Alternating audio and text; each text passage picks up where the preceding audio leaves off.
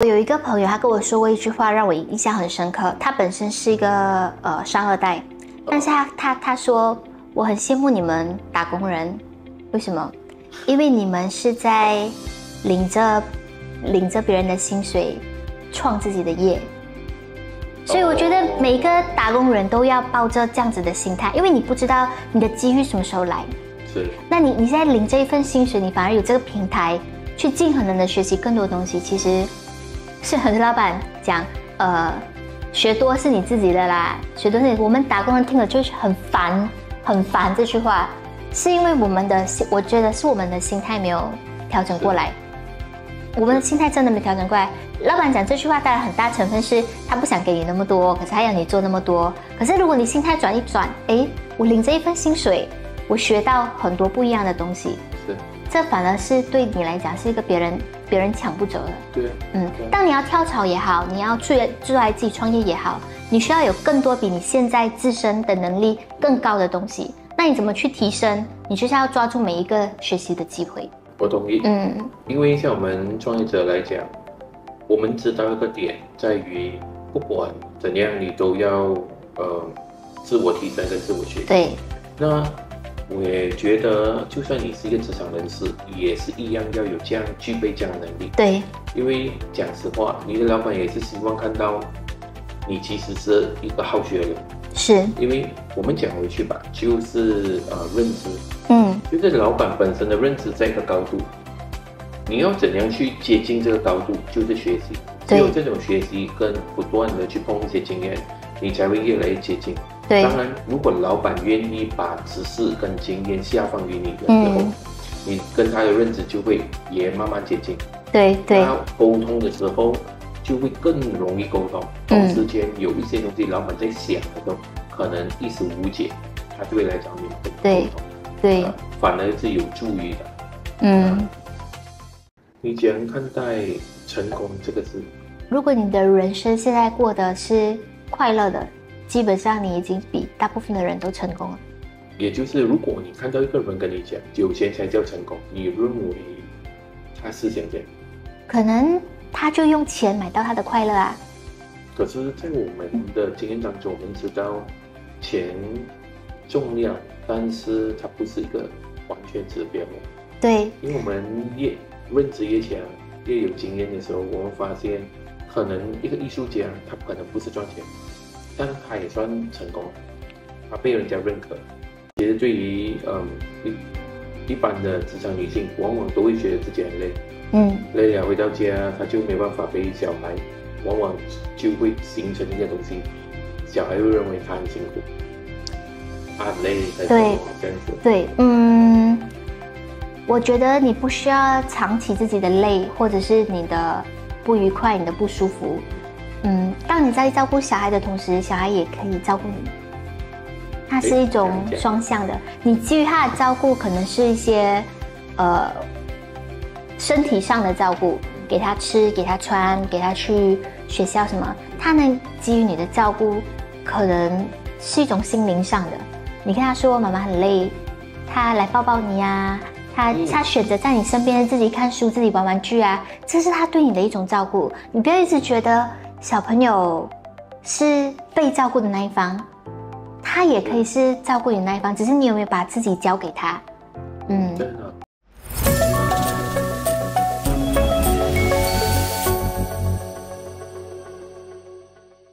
欢迎大家来到我们的频道，我们的频道叫做我不是富二代。我们的频道呢，专访企业家、职场人士跟新创业者 ，OK， 聊聊他们踩过的坑、赚过的钱跟失败的经验，可以让大家有机会向他人学习跟提升自我认知。Okay. 今天呢，就欢迎我们的受访者来自 Urban International Singapore and Iceland International Icewear， 欢迎宇辉Brand and Marketing Director 上我们节目，欢迎。Hello， 大家好。你先大概自我介绍一下你的position 跟你的公司。Hello， 大家好，我是宇辉。那我本身呢，从事的是眼镜领域的工作。那我进入眼镜行业今年已经是迈入第6个年头了。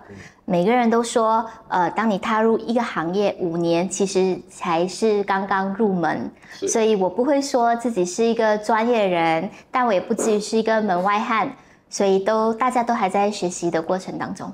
对，这样宇辉问你一下哦，你为什么会进入这个行业 ？OK， 其实，一开始很简单，就跟每一个在新山工作的年轻人一样，只是想要到新加坡去找一份工作，也是一个机缘巧合的情况下，我加入了一间叫南洋眼镜的新加坡老字号眼镜店。那我也是进入公司以后才发现，其实我加入的这个团队是我们创始人杨先生，他在南洋眼镜以外的2度创业，建立自己的品牌。所以我也很荣幸的在这个机会之下踏入了所谓国际贸易的这个领域里面。对，一开始只是以为是去一家眼镜的零售老字号的招牌这里去工作。那加入之后才发现，这是一家国际企业。我们的公司在法国有公司，在深圳也有分公司。在你做这份工的时候呢，初期的时候，你最大的挑战是什么？因为我从小是一个高度近视者，所以我一开始踏入眼镜行业的时候，我的想法是，这对我来讲不是一个陌生的领域。可是戴眼镜和卖眼镜真的是截然不同的2件事情，一切都是要从头学起。真的，每一个踏入新领域的人都要抱着一种空杯的心态，你才可以更好的去吸收所谓来自领域内或者是前辈或者是老板给予你的各种 input。对，所以我觉得最大的挑战是你要忘记过去你学习到的东西，当你踏入一个新领域的时候，真的是以一个重新学习的姿态进去。我好奇问一下，你认为现今眼镜这个行业它还有什么发展？眼镜行业，我觉得它的发展是很大的，当然它的竞争也是非常大，因为我们说产业链越来越透明化，对，变成你要制作一个商品，或者是踏入一个新领域，其实门槛是越来越低的，你完全有能力自己说去工厂啊下单啊进货这样子。可是呢，一个产品的核心竞争力在于它是否可以有一个持续性的发展。所以我们公司最大的竞争能力，在我看来是我们有自己的研发设计团队。那对于眼镜行业来讲的话，我们主要focus 在做儿童眼镜。儿童近视这件事情是在整个国际上越来越严重的一个事情。短期内也不可能找到一个治疗近视的良药。那小朋友你让他们去戴隐形眼镜是有非常大的风险的，所以对于儿童眼镜这个领域来讲，它还有很大的成长空间。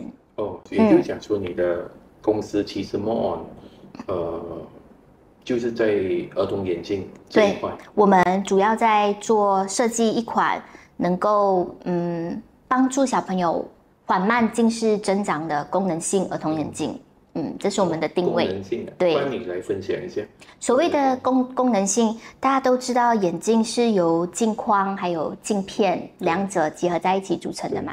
那镜片的话呢，不用我多说，每个有去配眼镜的人都知道，哇，那个5花8门的镜片啊，你要什么样的都有，看远啊，看近啊，什么样的都有。然后镜片商他们讲真的，市场上的 player 就是那几个大的镜片商公司，他们都有很多的资金和资源在教育大众关于你要选择一副好的镜片这件事情。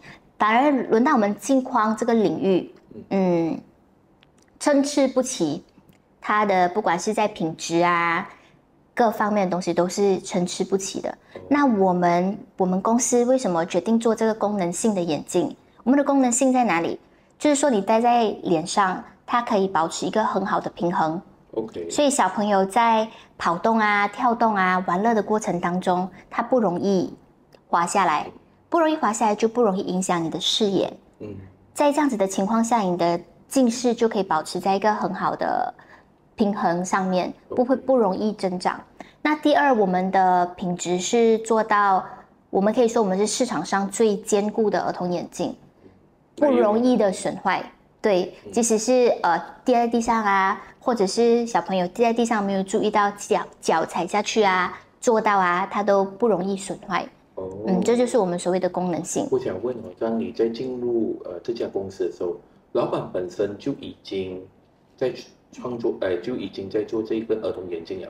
对，我老板二度创业已经有差不多20年的历史了。这里可以跟大家说一下，我老板今年已经78岁了。是。对，他在他50岁的时候第2度创业。那创业这件事情，尤其是我们做产品，它不是说你做一个一个火，做一个一个火，不可能的。尤其是我们做研发设计，你会需要产品推到市场上面去，真的有人做一些测试，给我们反馈，才一步一步的做成一个成熟的产品。对，所以他在眼镜行业很多年，但是我们这个功能性的儿童眼镜真正推出市场，到今年是来到不到第8个年头了。对。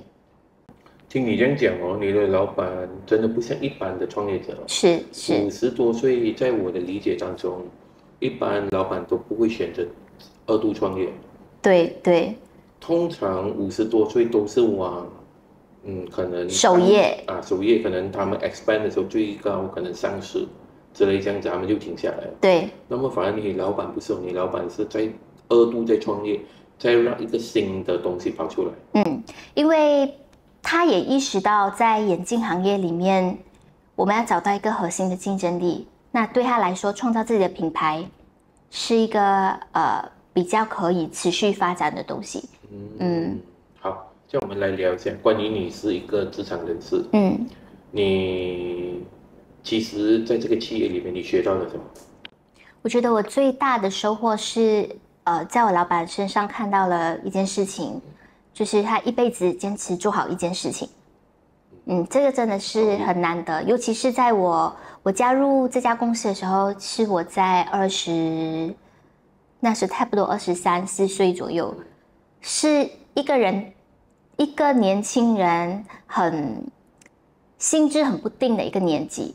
你觉得我还有很多能量去做很多事情，同时你又资源很有限，你觉得我什么事情都做不了，你卡在一个很摇摆的阶段。那我觉得我很幸运，是我遇到我的老板，他是我人生当中一个很好的 mentor。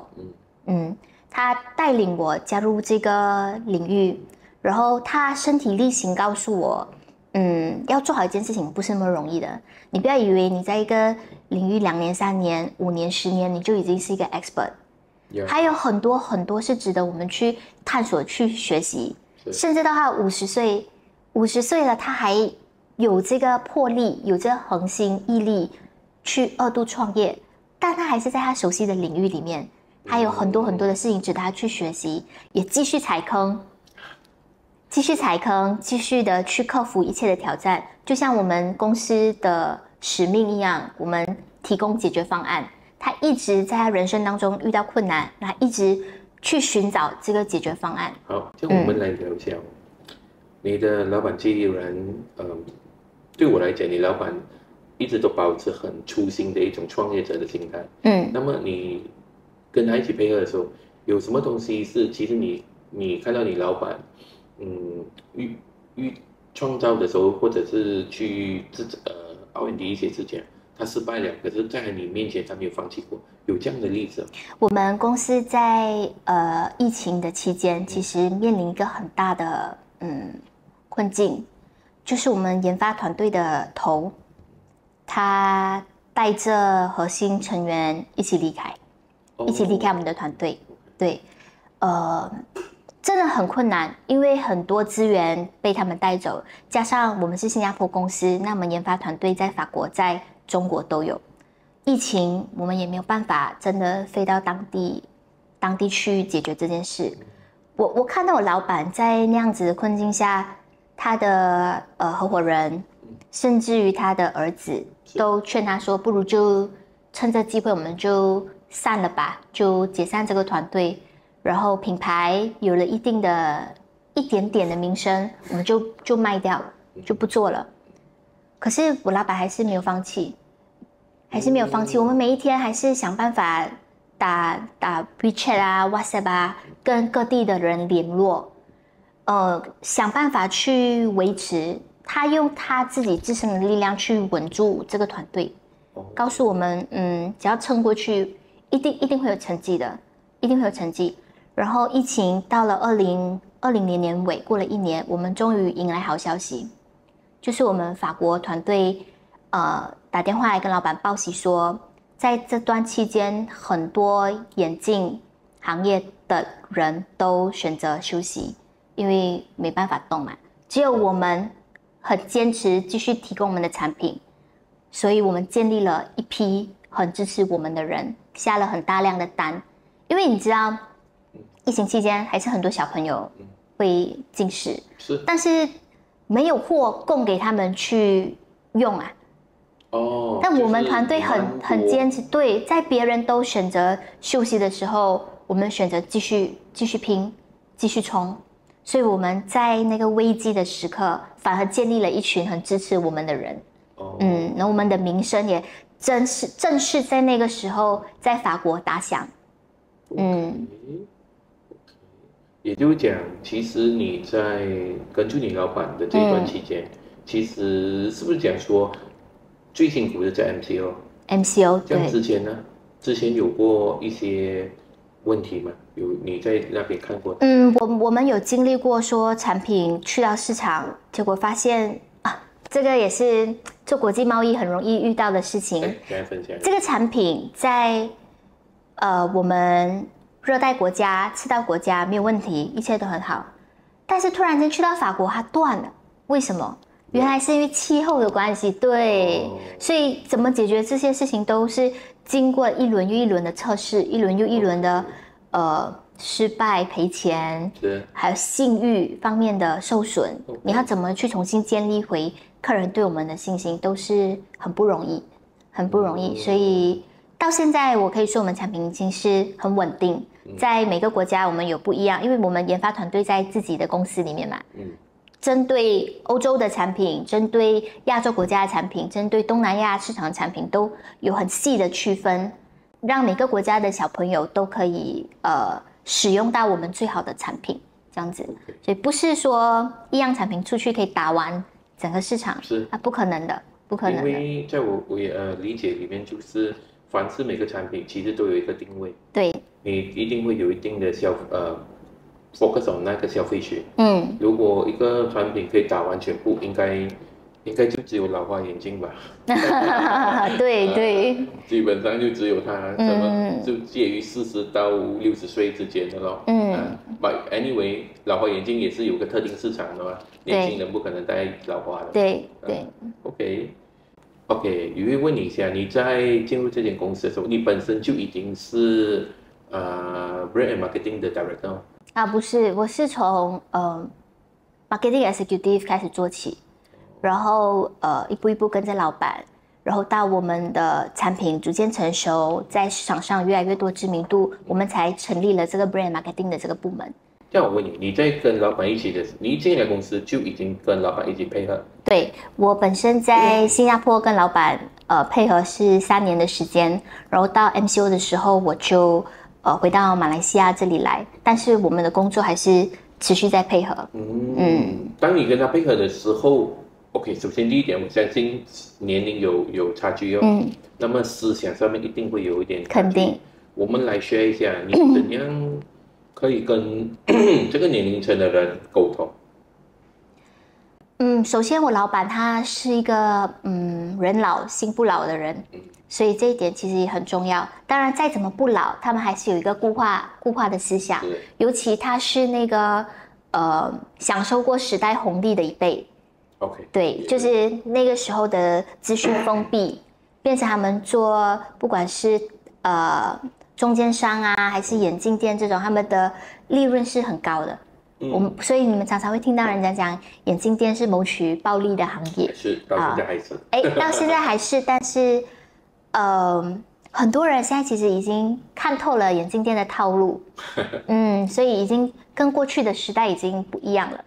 所以老板在这个转化的过程当中，他需要很多我们年轻人给予他很多时代的资讯，包括我们看到一些AI 的新闻啊，怎么样怎么样啦，我们第一时间告诉他，但你不要以一种教育他的方式去跟他讲这件事情，反而更多我们会以一种分享一件新鲜事情的方式去跟他讲，他就比较容易听进去。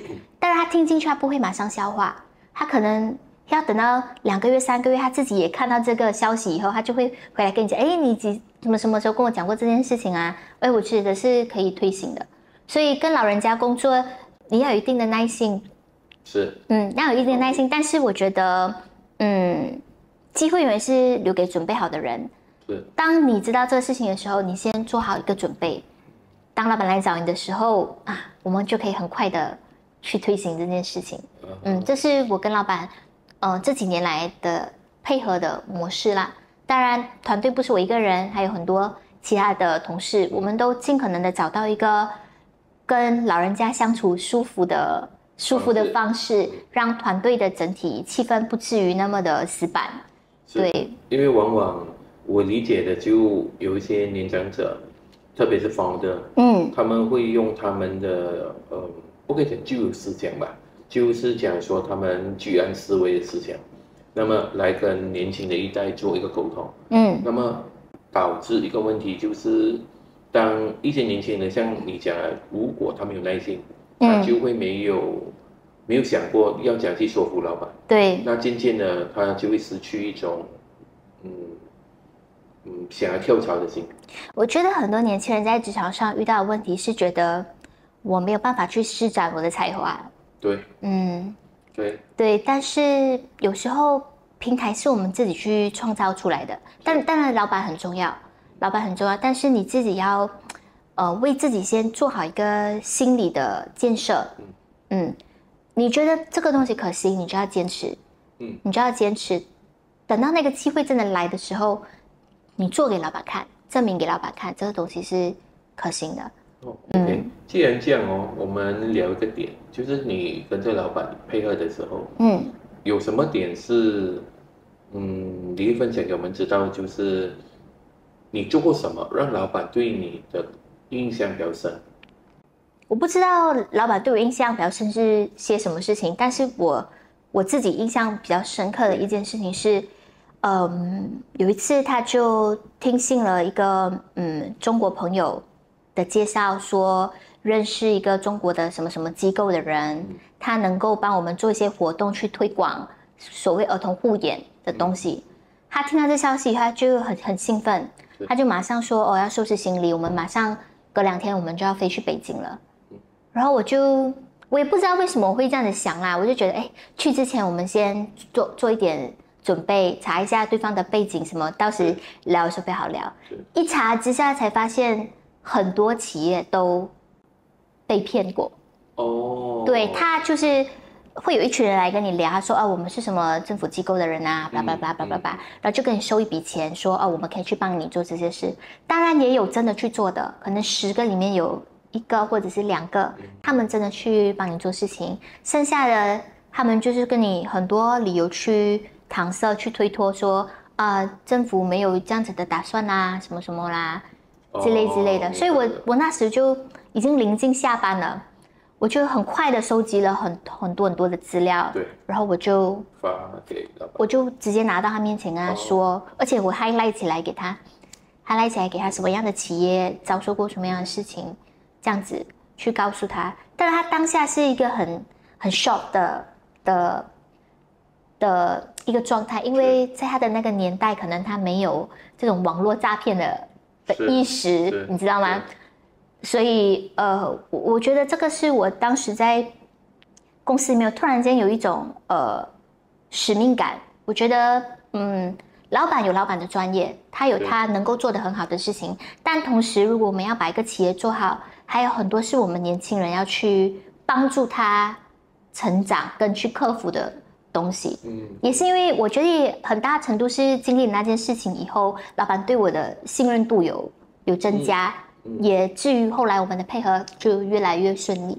对啊，我同意，因为你其实已经为公司的安危做着想，对，因为一般的员工就是老板叫我们做什么我们就做什么，对，所以我们每次讲说，在职场上面不是你做不好，而是有时候你没有去多付出，而你反而是一个习惯说，哎，既然要去谈，你去做一点 research， and then 你做了这个 research， 其实也帮着老板，让他避掉这个坑。对，其实是好的。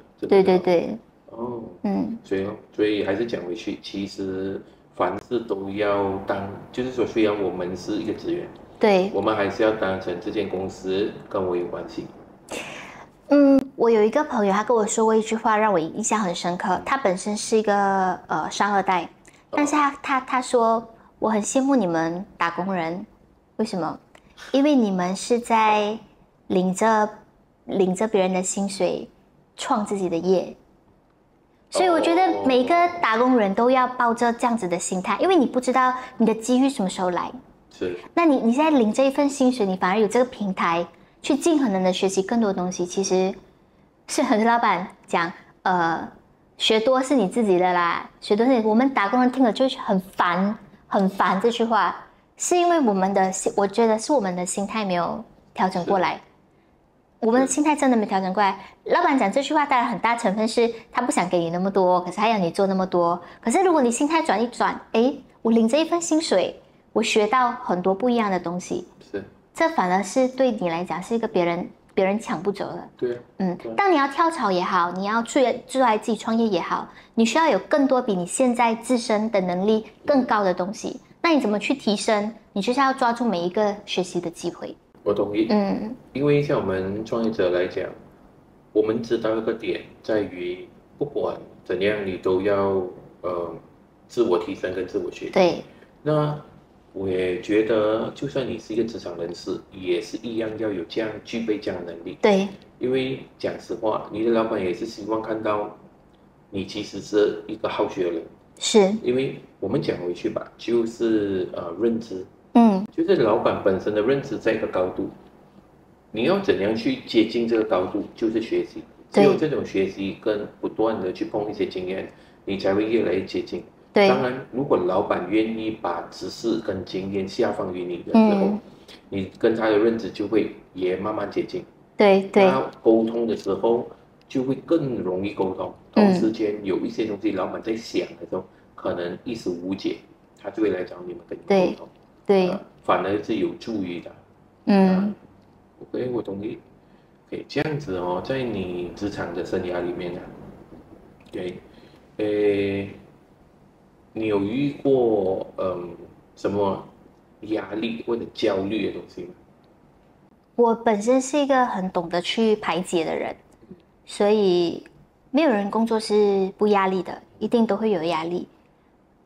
只是你怎么样去克服。我MCO 的时候，我就从新加坡回来嘛。当然那时候老板是说，没关系，都可以，就是不需要在办公室里面工作，我们远程办公也一样可以配合。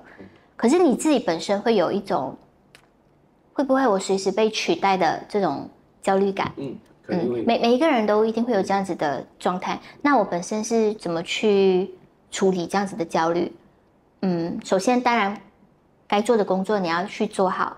那同时我去继续进修，继续去提升我自己。所以我在MCO 期间得到自己的 MBA 的文凭。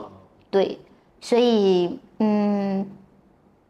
当你意识到自己的能力在不断的提升，自己的价值在不断的提升的时候，自然而然你的焦虑感就会消除。对，所以我觉得与其说是工作给你的焦虑或压力，其实一切都是源自于你对你自己的不自信，以及你已经踏入了人生的第二个阶段，就是说你的工作在上升期，但你本身能力没有追上去，你会担心自己被取代。其实一切追根究底是回到于你自己本身对自己是否能力有这个认可，有没有这个信心。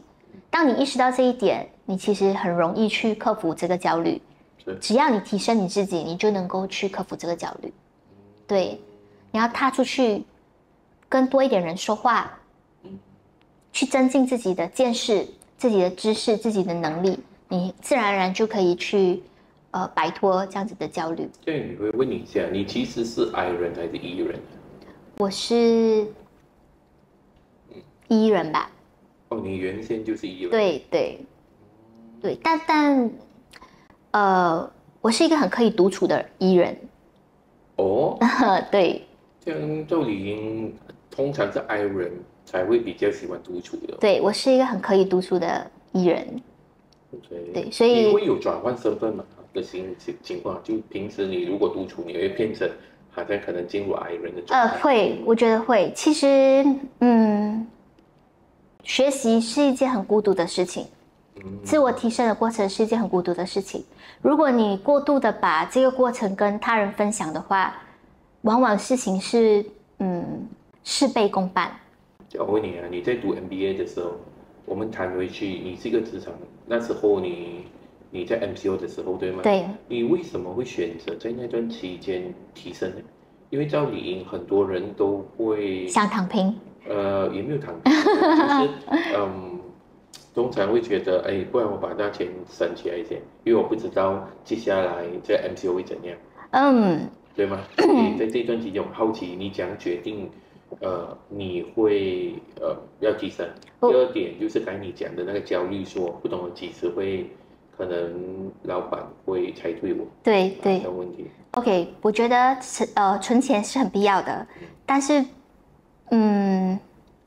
这其实也是我们的这个我觉得填鸭式教育底下成长的小孩会固有的思维，觉得我要存钱。但是你要知道，钱存在里面是不会钱生钱的。理解。对，钱是要花出去，花出去变成有用的东西，它才有可能帮你带来更多的金钱。我可以很直接的跟大家说，我 MCO 之后，我就直接去跟老板说，我现在拿到了这样子的文凭。那我跟你工作那么多年，相信你也看到我的什么方面的能力，我能够帮你处理这些事情。当你能够把这些东西一项一项的跟你老板谈清楚的时候，加薪不是一件难事。加薪真的不是一件难事。你们不要觉得说我去跟老板谈加薪是一种很卑微啊，很怎样小心翼翼，其实完全不需要。完全不需要。如果说老板认同你的能力，他自然会给你合理的调整。但如果老板觉得其实我也不需要你这个能力 ，OK， 那你就带着这份能力去寻找下一个更好的机会。所以不需要，完全不需要有这种小心翼翼的这种心态。但这个的前提是你要对自己的能力有足够的认知，你不要一上来就狮子大开口，那肯定换作是谁都不可能去接受的。对。就是要把握好那个度啦。这我也是有在想，其实很多的职场者都有一种，我也不知道是错误吗？就是老板提升薪水、提升职位给我，我才去学习。你有没有发现有这种情况？所以我每次觉得这样的过程当中，其实会变慢。而且你没有一种主动意识去学习。对，太被动了，太被动。因为这东西，说实话，这个文凭你拿到的是你的名字，不是公司的名字。对。对。你为什么要等公司给你调薪，或者是给你升职，你才去做这件事情？所以有时候我看到很多国际的公司都会给予员工一些职场的提升啊，去学习啊这些。这些公司给予这样的机会是好的。当然，我也看到一些人就比较那个地方，就想，哎呀，他们就想要用我们，也没有想要什么。可是我每次讲，你不去学习，你怎样子能够会更好？是，我觉得现在年轻人很多人很急，觉得赚钱是一件很容易很快的事。但其实不然。不是这样子的。如果你一个机会来了，你可以赚钱赚很快，那当然很好。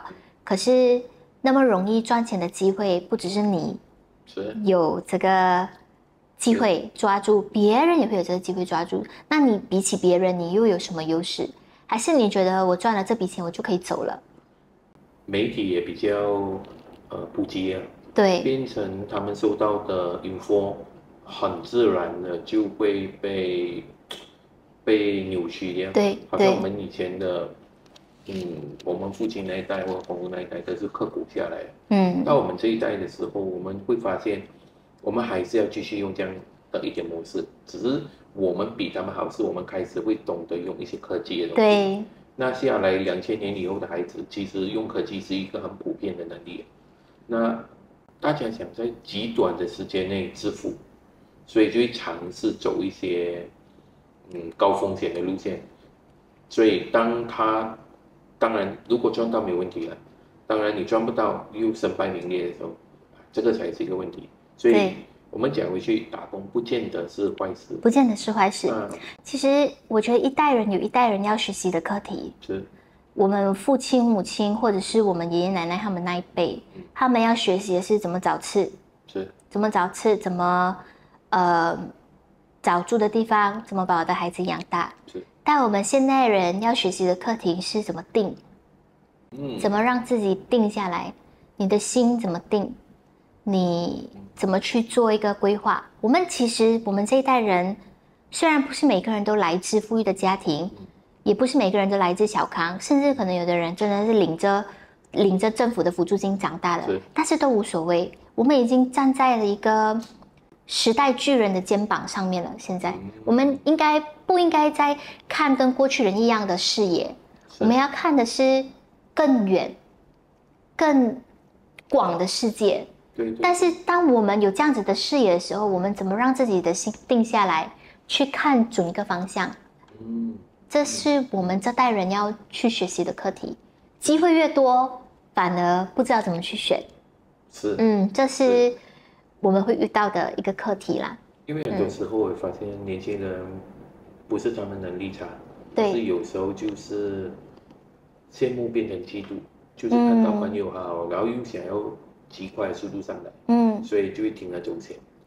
对，羡慕变成嫉妒，我觉得这是一个常态，这是人性当中你没有办法说去抽出来的，只是我们怎么去化解。你不要觉得嫉妒是一件坏事，它可以变成是你的一个动力。对，只是在这个时候，你有没有选择对的方式去释放你的这个动力？你把它放在什么地方？就像你说，很多人会去铤而走险，做一些赚快钱的事情。是，前几年。Money Game 嘛，这出来啊，你就会发现，我接触的，因为我们刚好去拍摄，那我们就会接触到他们给我们的感觉就是赚快钱，甚至有时候我们看到10多岁的就讲，我已经极有钱。那很多时候其实是数字来的，可是我发现当这个盘一到一个程度，它就倒了。对，它一倒的时候，每个就打回原形。所以到最后我觉得。你与其花时间去做这样不稳定的东西，到最后把你自己变为零的时候，你不会觉得很浪费时间吗？对，是吧？也浪费精力嘛。对，还不如 OK， 可能你用心于跟一个老板做事，对，那么慢慢往上走，对，要不我们讲最简单的，可能是炒粿条，你炒到有名，炒到好吃，也是一个事业。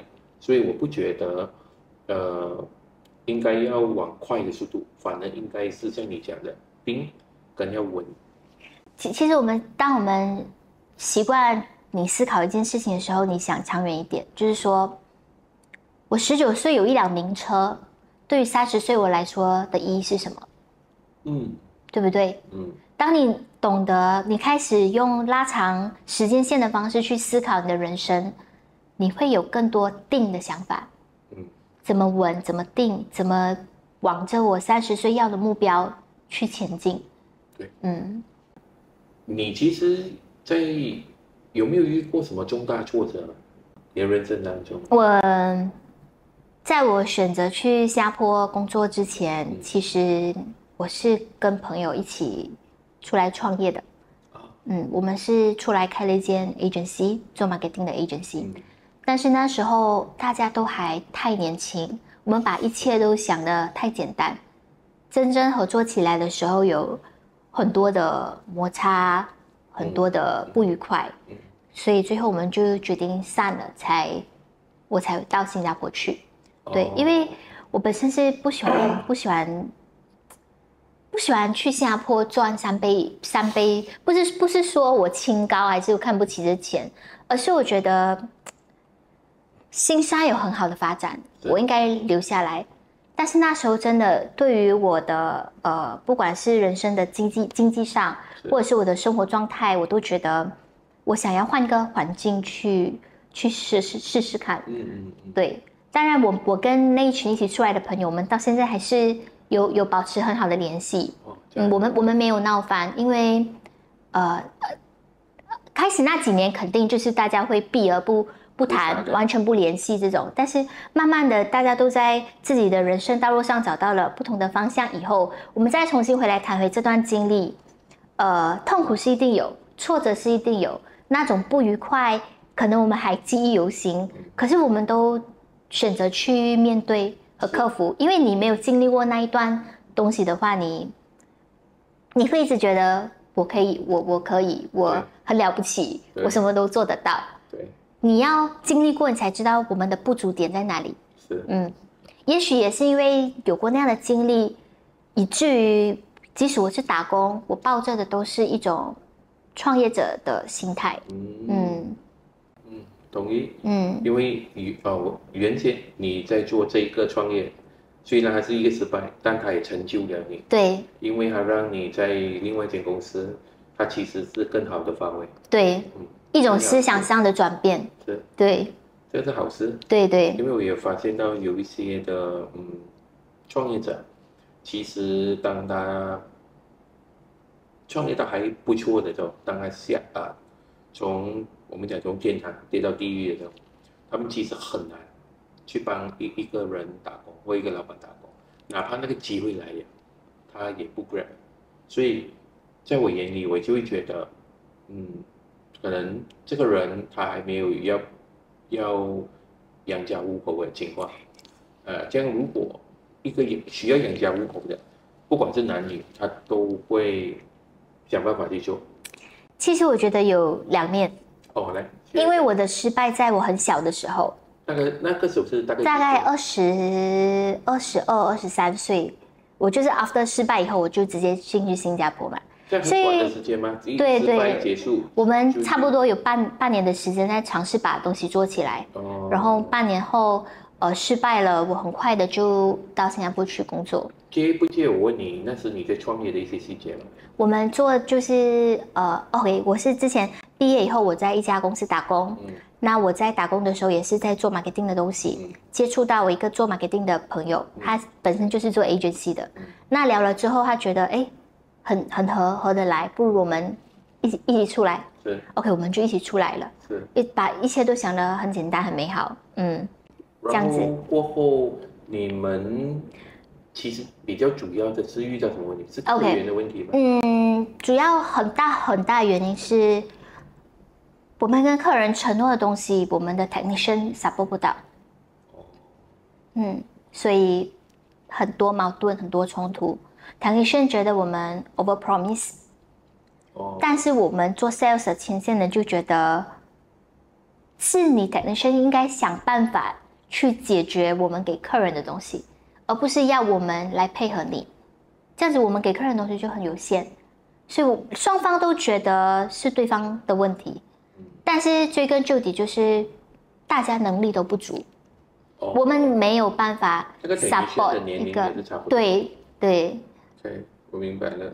就是相互其实没有就是你是 marketing 的，但是technician其实相互没有去理解，对，所以导致公司很难运营下去。对 ，OK， 这个是经常创业者会面对的问题。是，因为很简单的嘛，我们讲，我遇过的一些朋友，2个合作伙伴，一个对外，一个对内。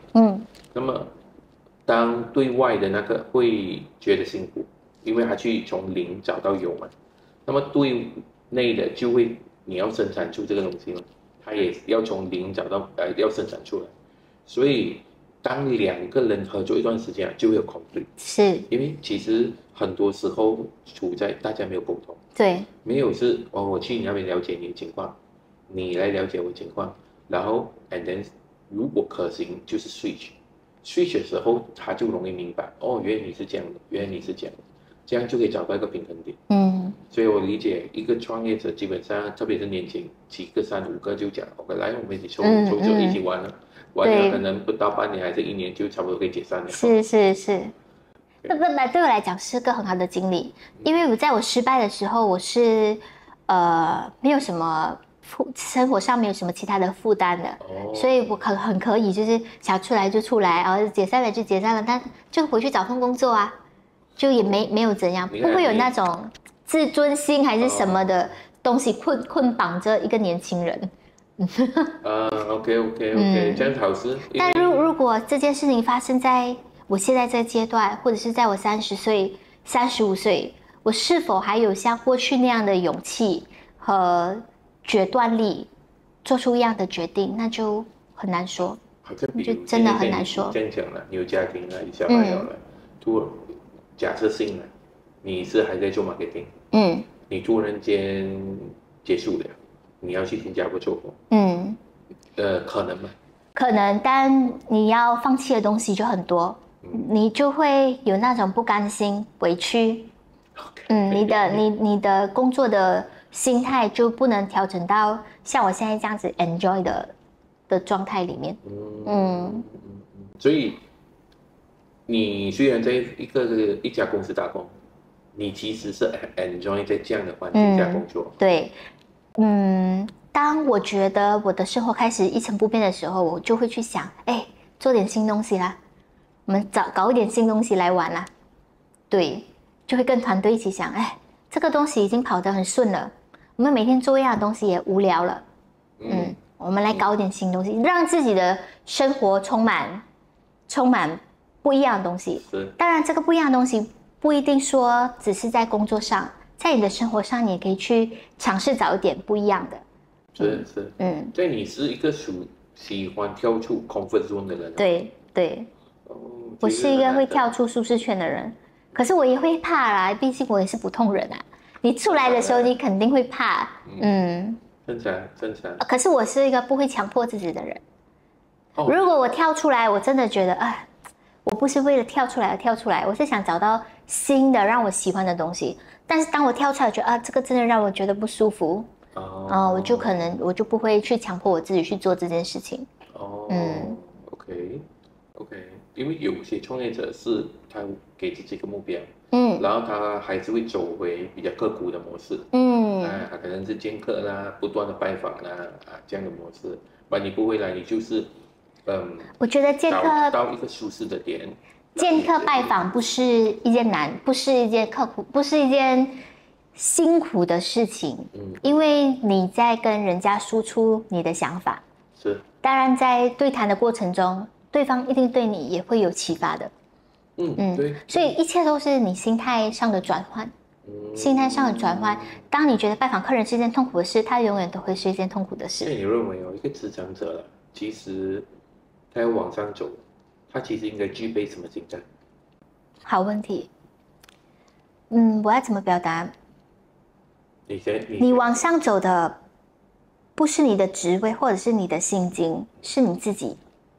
当你觉得我走上这个位置是一种自我的提升、自我的认同感，你达到这个满足感的时候，你自然而然会有这个动力往上往前。有的人可能觉得薪金或者是职位是他的目标，有的人觉得成就感是他的目标。我觉得你要找到一个你要什么，你的人生当中是什么支持你往上往前，这个很重要。如果你觉得金钱是这个的话，你就去提升自己，这个公司没办法给到你，你就跳。但是如果你觉得成就感是一个能够奖励你自己的东西，你一直跳去不同的领域，你很难得到这份东西，因为成就感这个东西是要花时间、精力去培养、去累积才可以达到的。所以你要懂你自己要什么东西，不是每一个人都觉得成就感重要，也不是每个人在工作上追求成就感，可能他的成就感源自于他的生活，工作对他来讲只是赚钱的一个工具，也有这样子的人。我的认知中，我遇过的一些 CEO 或者是 COO，他们多数在还没有成为这个职位之前，他们其实往往都是会追求认同感，然后同时间他们不是以追求钱为本，所以他们就会有一种动力一直往上爬。反观一些为了追求职位跟钱，就是我希望我做到这个位置再上来，我就有多少。反正我觉得他的动力会减退，因为他不明白到底他的为什么要工作，为了什么而工作？对，这样的情况。钱能够给你的满足感呢，是很短暂的。可能你现在赚一个3000块，当你有能力赚到5000块的时候，你会兴奋，但是那个兴奋只会维持很短的时间，可能就是2个月、3个月，你就习惯了，你就觉得我就是应该拿5000块的状态了。对。然后你就要一直追，这个东西是追不完的。这样我问你，因为有些人会想，我努力，你看我努力，可是我其实不知道到底有没有那个机会。这样子，你也应该会有过这样的，像这种心态，其实我们应该要在职场上应该要怎样做调整？我觉得我们要眼观四方，耳听八方。机会这个东西是到处都在的，只是你有没有发现到，你有没有给自己这个机会去发现。如果你每天都只是朝9晚5的工作，然后回去床上躺着刷手机，你希望机会怎么找你？对，你连走出去看都没有看，他在你门口，你可能都没有打开门，你怎么看得到？所以你不要抱怨自己没有机会，是你有没有给自己机会，有没有给自己机会去发现？像如果今天你不是往外看，你是在内，就好像老板上司这些，那么你觉得一个年轻人其实要具备什么心态，才能够让上司看到你？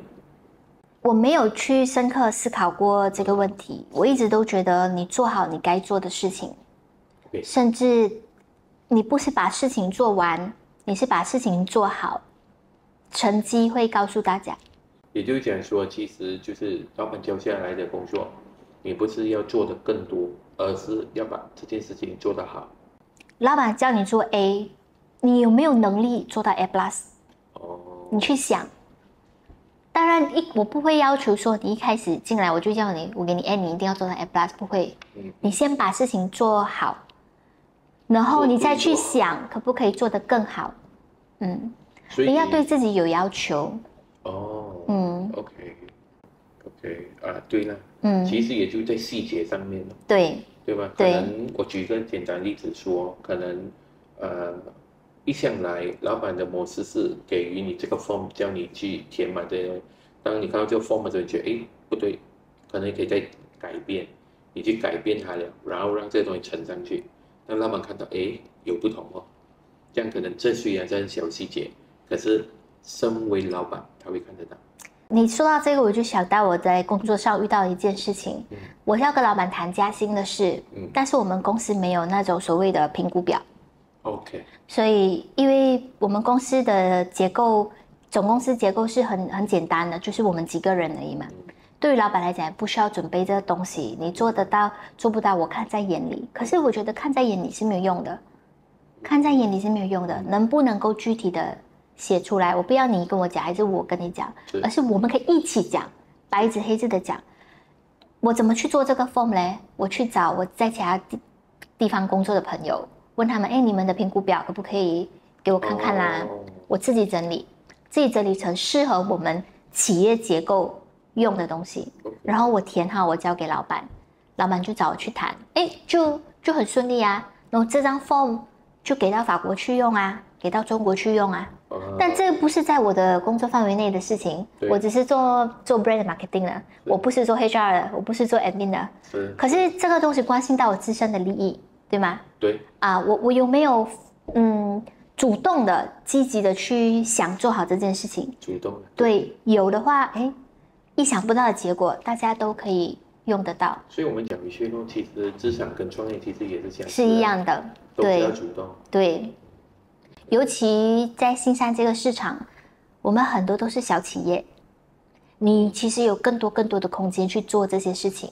反而我觉得小企业如果做得好，对，它其实有它自己的生存的方式。对，相反的，企业越大，反而改一点东西，你的条条框框啊，你的东西太，因为你一动，全部就会受影响，是，所以变成有时候founder变成比较难对去做一个及时改变的决对定。对，反正小公司很多时候及时改变是很快的，是，只是其实对于整个市场来讲，大企业跟小企业都要并存的，都一定要并存的。还有对，他自己的生存方式。生存的方式，有机会创业，你还会尝试吗？你们身为职场者，对，我觉得如果有这个机会的话，会去把我所学到的东西，怎么样实实在在的做成自己的东西，这是一个很好的机会，但很多东西要去考量，很多东西要去考量。我们来聊一下，你是一个，我们讲你也算是一个事业女性啊，你怎样子去找寻一个平衡在你的工作跟你的家庭？我觉得现代人的生活的模式已经不一样了，家人的支持是很重要的。就是如果说没有我的父母帮我看小孩的话，也许我很难继续在我的工作上。对，然后当然企业也要越来越人性化，因为对于职场女性来说，公司要给予你多一点的伸缩性，时间方面的伸缩性，可能小孩要去打针啊，小孩怎么样啊，你要有这些时间能够去办好这件事情。可是相对的，职场女性，我们对自己能够为公司付出的东西，我们尽可能的更多，不要更少。不要让公司觉得你生了小孩，你就做的比以前更少啦。你可以做的比以前更少，但是结果出来不要比以前更差。我觉得是双向的。家庭呢？家庭像你有小孩，你怎样兼顾？说你要陪伴孩子啊？晚上就陪伴他咯，白天还是把重心放在工作上。就是 quality time 会很重要。就是如果你陪伴他的时间，你都在自己看手机啊这种，那你陪了等于没有陪嘛，对吗？就多跟他说话啊这种啊。但我觉得我现在可能还没有遇到太大的困难，所以我小孩还小，他的要求还从我身上要求我给他的东西没有那么多，但是肯定随着他的成长，我们需要给他付出的东西就会越来越多，所以都是调整啊。我也是第一次当母亲，我也是第一次做职场女性，所以慢慢让自己去调整。因为很多时候我看到有些职场女性，她可以很有魄力，往往当我理解过后，我发现其实她比较就是我们讲她的集中点去到180%在事业上，她给予家庭的时间呢，完全几乎是没有的。所以我就渐渐发现，这个是对的吗？我也觉得，包括我们男生，我们讲我们成家有小孩的话，我们都会选择可能1个礼拜内，什么我都不要管，然后就是不要工作。那我就陪家人。很多时候男生，我的 friend 呢，多数是用这样的模式。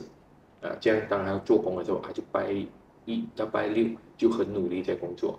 然后我也看过一些老板呢，他会把工作下放于他的员工，然后他去陪他的孩子，因为他的选择是希望跟孩子一起成长。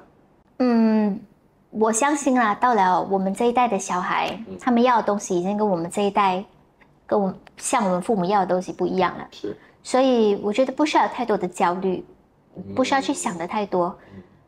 你就是你孩子最好的榜样。你有没有把自己做好，他其实就会看在眼里。当你是一个快乐的母亲，你在你的工作上也可以很快乐，你在你的家庭也可以很快乐，他自然而然会感受到你的那份快乐。对，他也会有他自己的世界，也会有自己的圈子。很快他就去上幼儿园，他会有自己的朋友，会有老师，都一样，都一样。他有他的校园生活，我有我的职场生活，不冲突。我们回到家，我们还是可以很快乐的去分享我们生活上的事情。这是我觉得我对于我家庭的一个设想啦，我也会往这个方向去。这是好的，因为像你讲你是孩子榜样，这个是好的。为什么？因为我也是有看过一些创业者，为什么第二代不接第一代的事业？其实就是你很努力在工作，你为家庭而忙碌，大家都懂。可是孩子没有被关爱到，所以他就认为你这行业太辛苦了，我不想做。不是因为你没有跟你的孩子分享到工作带给你的荣誉感跟成就感，所以他会觉得你只是为了钱，还是你是不快乐？他以为你不快乐，所以他不想走你的路。当你给他感觉到你是快乐的，这份工作带给你的成功、成就、荣耀，他会感受到的。所以是一种分享。你有没有跟你孩子去分享这些东西？我身边也有上二代是很崇拜他的父亲的，就是跟着他父亲的路一起走下去的。OK， 你没讲错，确实这是一个很好的观点。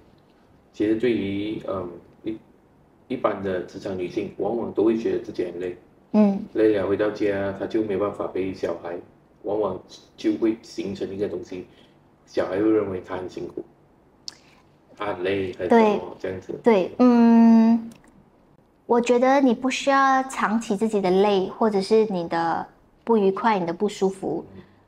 当你在照顾小孩的同时，小孩也可以照顾你。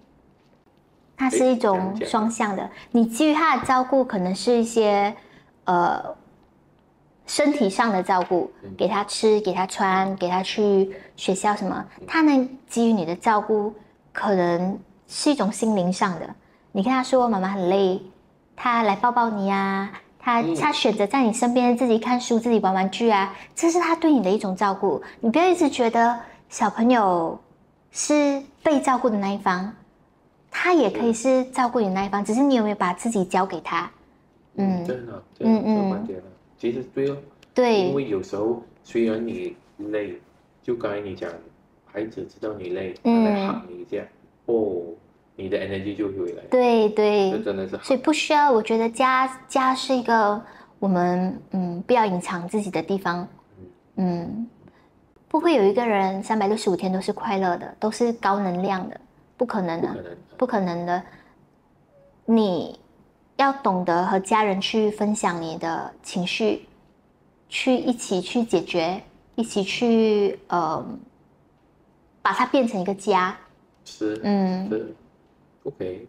2到30岁，30到45岁左右，你会在职场方面，你会给他们什么建议？2到30岁就是我刚刚说的那样，就是。我们要找到一个让自己定的方式，让自己定下来，你看的东西会更清楚，你会更知道自己要往哪个方向去前进。像2到30岁这个年龄层，是不是我要选择我喜欢做的东西？你做一个你不喜欢的东西，对10年后的你有什么意义？这样你也是赞同说，2到30岁其实选择，其实喜欢这个东西是很主观的。是，你不会做一件事情，你肯定就不喜欢它。当你不熟悉、你不了解的时候，但你慢慢做到上手了，开始有一些好的反馈回来，你自然而然就会喜欢它。所以喜不喜欢这件事情是可以培养的。你不用去想我喜欢什么，你只要知道你不喜欢什么，你不要去接触就好。那其他的东西，我觉得多尝试是没有损失的。OK。这样子，30到40岁这一段，45岁这一段期间，你会建议他们怎么？我个人还没有走到那个阶段，也刚刚要步入这个阶段。如果有家庭有什么？我能够说是给我自己的一个，我会想跟自己说什么啦，就是怎么样做好我自己的不同的角色的一个切换，像母亲啊、女儿啊，一个上司啊，还有一个下属啊，你还有朋友的朋友是人生呢，我们的整个对话里面没有聊到朋友，但其实朋友是很重要的。你的思想的变化，你怎么去看待这个世界，其实跟你身边接触什么朋友是息息相关的。先我们聊一下关于朋友这个part啊，刚才有讲到，我们没有聊到。朋友对你来讲，其实是你跟他学习吗？还是我们相互学习，还是怎样？我觉得是一起学习，一起学习，因为我有个来自不同领域的打工的也有，自己出来创业也有，二代的也有，各种各样的朋友啦。我们经历的东西都不一样，我们经历的东西都不一样。其实就你跟他们的聊天过程中，等于你经历了他们经历的东西，他们帮你经历一遍，你知道吗？所以我觉得都是一起学习的过程。然后互相支持很重要。当你的人生走到一个低谷的时候，你觉得你走不出来了，找一个人谈，找一个人讲，因为你自己走不出来了，你只会一直绕圈圈。你怎样选择呢？你怎样选择这个人，其实可以跟你谈。因为有些时候我们选择朋友，有些朋友好就好在他可以愿意听你讲，可是他不会给你任何建议。但有一些朋友是会给你建议，甚至还会质疑你的想法。你需不需要建议？有时候你不是需要建议，你只是需要有一个人听。很多东西你已经有想法了的，只是很乱。当你说出来的时候，等于你梳理了一遍。所以有一个可以倾听的对象也是很重要的。人生朋友不用多，我觉得有3-4个已经很好了，能够真的谈心的朋友。当然你的圈子是越大越好啦。圈子是越大越大，但真正你不可能跟所有人都谈心的。你会把自己置于一个很危险的环境当中。真正能够谈心的Juna，我觉得有3-4个已经很好了。确实。不管是职场或者是创业，对，其实朋友确实是重要的。然后，OK， 朋友也有分年龄的。你会选择比较接近你年龄层呢，还是其实你都其实会向下学习？就是他们比较年轻的这样子。其实只要你一直有活跃在职场上，你就会接触到各个年龄层的人。对，我觉得每一个年龄层都有值得去看的地方。可是到最后会跟你聊心的啦，肯定还是同年龄层的人，大家的比较会有那个共鸣、共情的能力会比较强一点。对。你没有讲错，这个确实。有没有你认为有没有一本书或者一句话或者一个导师对你影响比较深远？我一直跟自己说的一句话是：做了决定就不要后悔。因为你做了决定，它会把你带向什么地方，很大程度上是已经注定好的。你不要后悔，你就顺着走下去，尽你所能去把它变成是一个好的决定。这是我一直跟自己讲的一句话啦，不要去后悔自己做的任何决定。我通常是这样这句话我经常用。就是我不会去后悔我的决定。然而我会感恩于我先前的决定。因为它会造就现在的我。对，可是你怎么去实践这句话？你要一直去强大自己的内心，你才可以去实践这句话。你怎样看待成功这个字？如果你的人生现在过得是快乐的，基本上你已经比大部分的人都成功了。也就是如果你看到一个人跟你讲有钱才叫成功，你认为他是想这样？可能他就用钱买到他的快乐啊。可是在我们的经验当中，我们知道钱重要，但是它不是一个完全指标哦。对，因为我们越认知越强，越有经验的时候，我们发现，可能一个艺术家他可能不是赚钱，但他也算成功了，他被人家认可了。在我有限的认知里面呢，我认识到的有钱人，我们觉得他成功，并不是因为他很有钱，而是因为他表现出来的那种正向的能量，或者是他对于他的事业也好，以至于到社会，他有一些什么样的贡献或者是计划。通常一个企业到了一个很成功的，到了一个阶段，他们就会想着怎么去回馈给社会，这个是很重要，也是一个企业能够持续成长和发展的一个方向。所以肯定有钱就是成功，这不是一个对的。我也会认同你讲的。对，但肯定你没有钱你就不快乐，因为你的不快乐都源自于烦恼这些。其实换个角度啦，怎样才叫没有钱？其实你愿意去做，不会没有钱的，不会饿死。对啊，所以我会一直问身边去新加坡工作的朋友，什么时候是个头？对你来讲，你把你的头定在什么时间点？你难道要你四五十岁了，你还每天4、5点出门，回到家7、8点吗？这是你要的生活吗？